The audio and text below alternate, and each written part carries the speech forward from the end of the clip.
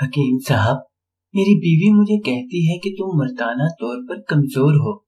तुम में मर्दाना सिफात नहीं है।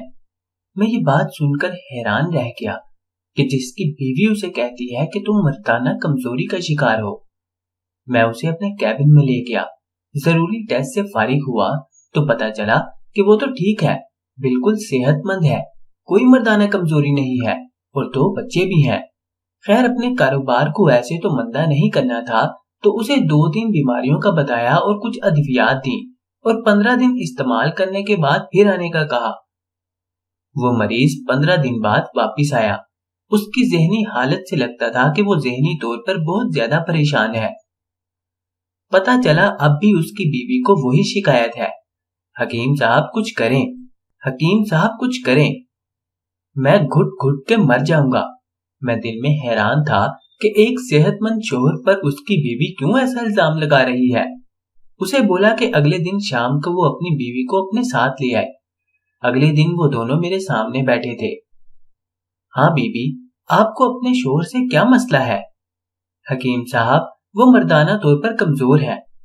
मैं उसकी बेबाकी पर हैरान रह गया। उसके शोहर ने एक नजरे शिकायत उस पर डाली और मेरी तरफ इमदाद तलब नजरों से घूरने लगा। मैं थोड़ा सा झिल्ला गया कि कैसी औरत है, जरा भी शर्म हया नहीं है। तो मैंने भी शर्मो हया का तकाजा एक तरफ रखा और तेज तेज सवाल करना शुरू कर दिए।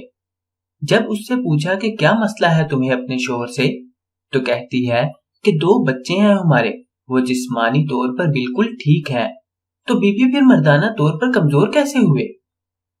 हकीम साहब, मेरे बाबा देहात में रहते हैं, जमींदारी करते हैं। हम 2 बहनें हैं। हमें कभी धी रानी से कम बुलाया ही नहीं और मेरे शोहर मुझे कुत्ती बुलाते हैं। ये कौन सी मर्दाना सिफ्त है? हकीम साहब, मुझसे कोई गलती हो जाए तो ये मेरे पूरे मैके को नंगी नंगी गालियां दे देते हैं। बताएं जी, इसमें उनका क्या कसूर है? ये मर्दाना सिफ्त तो नहीं ना कि दूसरों की घरवालियों को गाली दी जाए। हकीम साहब, मेरे बाबा मुझे शहजादी कहते हैं और ये गुस्से में कंजरी कहते हैं। मर्द तो वो होता है ना जो कंजरी को भी इतनी इज्जत दे कि वो कंजरी ना रहे, और ये अपनी बीवी को कंजरी पुकारते हैं। ये कोई मर्दाना बात तो नहीं हुई ना? हकीम साहब, अब आप बताएं, क्या ये मर्दाना तौर पर कमजोर नहीं है? मेरा सर शर्म से झुक गया था। उसका शोहर आंखें फाड़ फाड़ कर उसकी तरफ देख रहा था। अगर यही मसला था तो तुम मुझे बता सकती थी ना, मुझ पर जहनी टॉर्चर करने की क्या जरूरत थी? आपको क्या लगता है, आप जब मेरी माँ बहन के साथ नाजायज रिश्ते जोड़ते हैं, मैं खुश होती हूँ? इतने सालों से आपका क्या गया? वो दोनों चले गए। मैं काफी देर तक सोच विचार करता रहा। बाहर निकला तो मेरा शागिर्द मुझे देखते ही बोला, हकीम साहब, वो मियाँ बीवी बाहर निकले तो मैंने 15 दिन की और दवाई पैक करके देने लगा, पर उसकी बीवी तो बड़ी तेज निकली।